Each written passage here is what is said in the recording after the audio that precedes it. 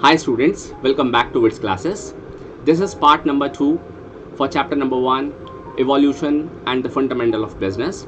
In this video, we are going to cover two topics. First is objective of business and second one is role of profit in a business.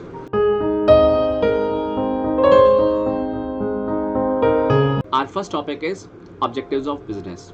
तो देखो आपके दिमाग में आ रहा होगा sir objectives of business, businessman का तो एक ही ऑब्जेक्टिव होता है, एक ही परम उद्देश्य होता है, पैसा प्राप्त करना।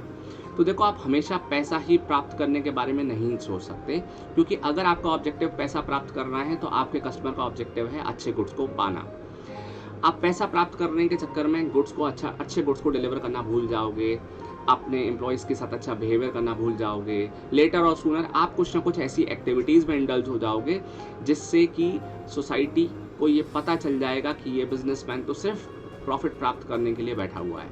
मतलब देखो मेरी बात ये समझना, आपको प्रॉफिट जनरेट करना है दैट इज़ ओके, लेकिन कस्टमर को अच्छी क्वालिटी चाहिए, अच्छा गुड्स चाहिए, सोसाइटी को आपसे अच्छे प्रैक्टिसेस चाहिए, गवर्नमेंट को आपसे टैक्सेस चाहिए, आपके एम्प्लॉयज़ को आपसे अच्छा बिहेवियर चाहिए, टाइम टू टाइम सैलरी चाहिए, आपसे रिस्पेक्ट चाहिए, आपसे रिकॉग्निशन चाहिए, तो बहुत कुछ चाहिए सबको।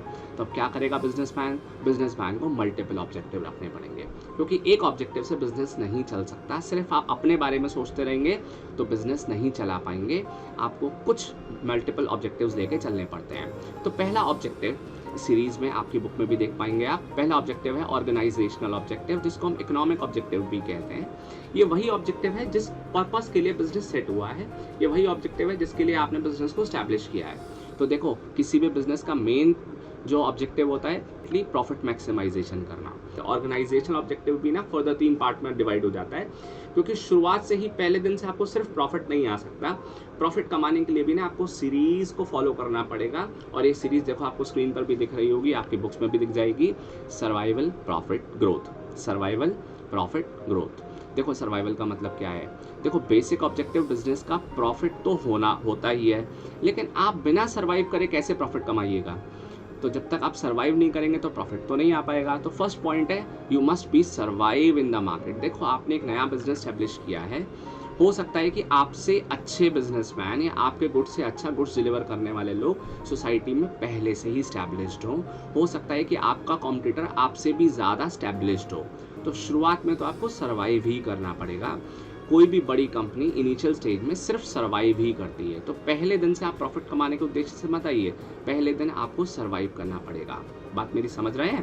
पहले दिन अपनी एग्जिस्टेंस को बना के रखना पड़ेगा, पहले दिन से मतलब कुछ दिन, राइट। इसके बाद आता है प्रॉफिट। जब आप सस्टेन कर पाते हैं, जब आप सर्वाइव कर पाते हैं, धीरे धीरे आपको ना लॉसेस नहीं होते, आपको प्रॉफिट आना शुरू होता है। तो ठीक है, सर्वाइवल के बाद आपको नेक्स्ट पॉइंट है प्रॉफिट। देखो सर्वाइवल के बाद आपको प्रॉफिट भी कमाना पड़ेगा, है ना, क्योंकि प्रॉफिट नहीं होगा तो बेटा जी ग्रो कैसे करोगे, एक्सपेंशन कैसे करोगे, एम्प्लॉयज़ को सैलरी कैसे दोगे? ठीक है, सर्वाइवल के बाद आपका नेक्स्ट उद्देश्य होना चाहिए कि ओके अब मैं सर्वाइव कर गया, अब मार्केट में मेरी रिस्पेक्ट है, कस्टमर मेरे प्रोडक्ट को पहचानते हैं, अब कॉम्पिटिटर के साथ साथ मेरा नाम भी मार्केट में लिया जाता है, तो अब धीरे धीरे मुझे प्रॉफिट की तरफ ध्यान देना चाहिए।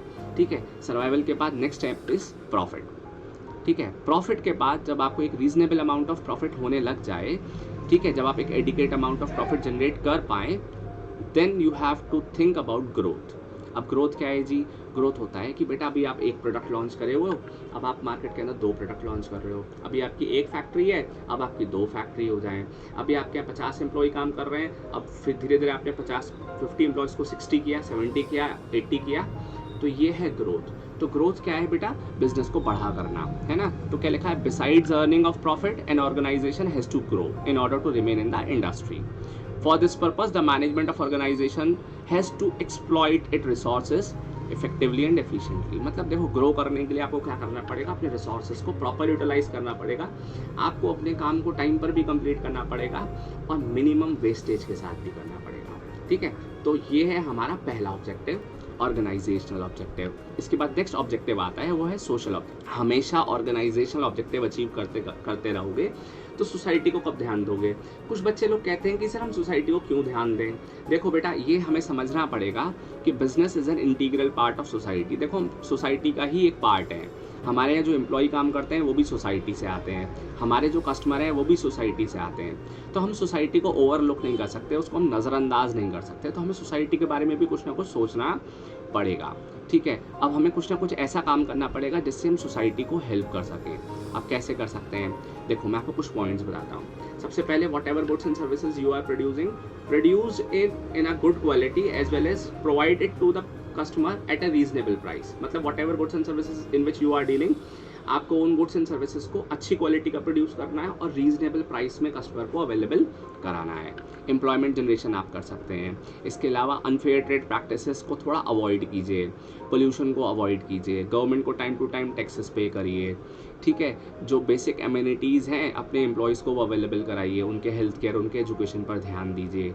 तो ये सब चीज़ें अगर आप करते हैं तो कहीं ना कहीं आप मोर और लेस सोशल ऑब्जेक्टिव को भी परस्यू कर पाते हैं। Third objective is personal objective और individual objective which is also known as human objective.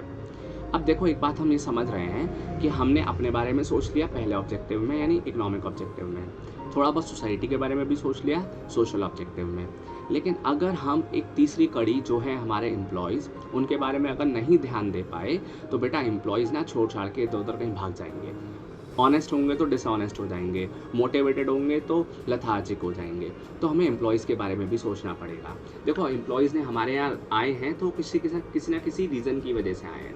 No doubt उनको सैलरी चाहिए, लेकिन सैलरी अप्रिसिएशन भी चाहिए, उनको ग्रोथ भी चाहिए, उनकी पर्सनालिटी डेवलपमेंट भी चाहिए, उनको ट्रेनिंग भी चाहिए, है ना, उनको सोसाइटी में रिस्पेक्ट भी चाहिए, उनको पीयर रिकॉग्निशन भी चाहिए। हर एम्प्लॉय चाहता है कि उसका समाज में सम्मान हो, उसको ऑर्गेनाइजेशन में सब लोग पहचाने, उसके काम की कद्र हो, उसको एक अच्छा सेफ वर्किंग कंडीशन अवेलेबल करके दिया जाए, उसको उसके काम की रिस्पेक्ट हो, ठीक है। तो ये मैनेजर और एक कंपनी के ओनर की रिस्पॉन्सिबिलिटी है कि हमें अपने एम्प्लॉयज़ के बारे में भी यहाँ पर सोचना चाहिए, ठीक है। तो this is called personal objective. अगर हम एम्प्लॉयज़ के ऑब्जेक्टिव्स को नहीं पूरा कर पाए तो हम बहुत ज़्यादा ग्रो नहीं कर पाएंगे, क्योंकि अल्टीमेटली ऑर्गेनाइजेशन को जो ग्रो करके ले जाते हैं वो एम्प्लॉयज़ ही होते हैं, क्योंकि एक पॉइंट ऑफ टाइम के बाद एम्प्लॉयज़ ही ऑर्गेनाइजेशन को हैंडल कर रहे होते हैं। ओनर तो बस एक डिसीजन मेकर रह जाता है। मतलब आप मेरी बात को समझिए कि एम्प्लॉयज़ के बिना कोई भी ऑर्गेनाइजेशन बहुत लंबा ग्रो नहीं कर सकती। बात समझ में आई? अब हम पढ़ते हैं next topic, that is role of profit in a business. यानी किसी एक बिजनेस में प्रॉफिट का क्या रोल है जी। देखो प्रॉफिट तो आत्मा है बिजनेस की, अगर इस आत्मा को निकाल देंगे तो मर जाएगा बिजनेस। तो प्रॉफिट तो बहुत इंपॉर्टेंट चीज़ है किसी बिजनेस के लिए, बिना प्रॉफिट के तो हम बिजनेस के बारे में सोच भी नहीं सकते। तो प्रॉफिट क्यों है जी? Profit is a important part of business as profit is required to grow a business. Business को ग्रो करने के लिए, बिजनेस को मॉडर्नाइज करने के लिए, एक्सपेंशन करने के लिए, इनोवेशन करने के लिए, नई टेक्नोलॉजी को इम्पोज करने के लिए, एडवर्टीजमेंट करने के लिए, ब्रांडिंग करने के लिए, कंपटीटर से और आगे जाने के लिए प्रॉफिट चाहिए। साथ साथ कुछ पॉइंट्स हैं जो आपकी बुक में भी गिवन होंगे, ये हम पढ़ लेते हैं। फर्स्ट पॉइंट है सर्वाइवल। देखो हम बात कर रहे थे सर्वाइवल की, यानी इनिशियल स्टेज में हर बिजनेस को सर्वाइव करना पड़ता है। आप चाहे कितने भी बड़े बिजनेसमैन क्यों ना हो, लेकिन जब आप एक नए लाइन ऑफ बिजनेस में जाते हो तो आपको दूसरे बिजनेसमैन के साथ कॉम्पीट करना पड़ता है। तो सर्वाइवल तभी पॉसिबल है जब आपके पास प्रॉफिट है। प्रॉफिट नहीं हुआ तो बेटा सर्वाइवल करना एक बहुत डिफिकल्ट गेम हो जाएगा। एक्सपेंशन। अब देखो, अब ऐसा तो है नहीं कि अब आपकी एक दुकान है और उसी दुकान पर आपने पूरी ज़िंदगी बिता दी और लाइक उसी दुकान से फर्दर आपने बस हो गया, ऐसा नहीं है। एक अच्छे बिजनेसमैन का कंसर्न होता है बिजनेस को ग्रो करना, एक्सपेंड करना। तो एक्सपेंशन तभी पॉसिबल है जब प्रॉफिट है। एक्सपेंशन का मतलब समझते हो? आपका भी वन लाइन ऑफ बिजनेस है, लाइक आप माउस बनाते हो, ये वाला माउस, चूहा नहीं माउस। लाइक अगर आप माउस बनाते हो तो आप सोच रहे हो कि ओके यार माउस तो मैं बना ही रहा हूँ, चलो अब मैं ना कीबोर्ड भी बना देता हूँ, स्पीकर्स भी बना देता हूँ, वेबकैम भी बना देता हूँ। तो ये सब क्या है? एक्सपेंशन। जब आप एक प्रोडक्ट के साथ उसी से मिलती जुलती कुछ और लाइन्स पे भी आगे निकल जाएं और किसी और भी लाइन में आगे निकल जाएं, दैट इज कॉल्ड एक्सपेंशन। और expansion is only possible when you have measurement of efficiency.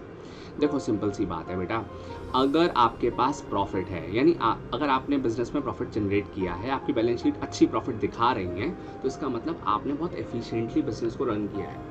मतलब आपने लाइक ऐसे ही कुछ नहीं किया, आपने एम्प्लॉयज़ को टाइमली हैंडल किया है, आपने रिसोर्सेज के वेस्टेज को मिनिमाइज़ किया है, आपके प्लान्स एंड पॉलिसीज़ बहुत अच्छे हैं, आपकी सेल्स फोरकास्टिंग बहुत एक्यूरेट है।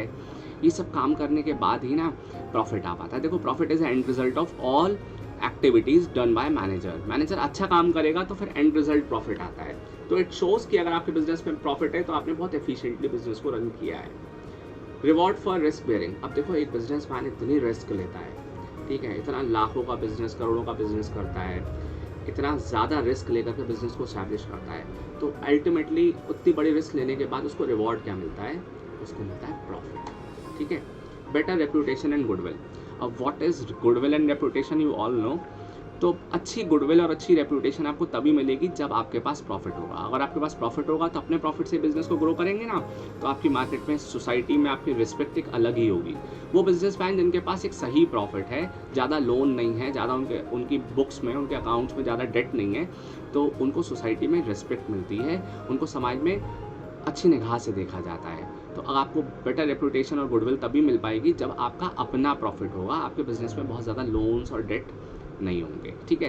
तो profit also enhance your reputation as well as your goodwill, right? Definitely आपको वीडियो तो अच्छी लगी होगी, लेकिन आप लाइक करने में बहुत कंजूसी करते हो, तो बेटा लाइक कर दो, कोई ऐसी बात नहीं है ना। साथ में मुझे कमेंट करके बताओ कि आपको ये वीडियो कैसे लगी, ठीक है? तो नेक्स्ट टॉपिक के लिए हम मिलते हैं नेक्स्ट वीडियो में।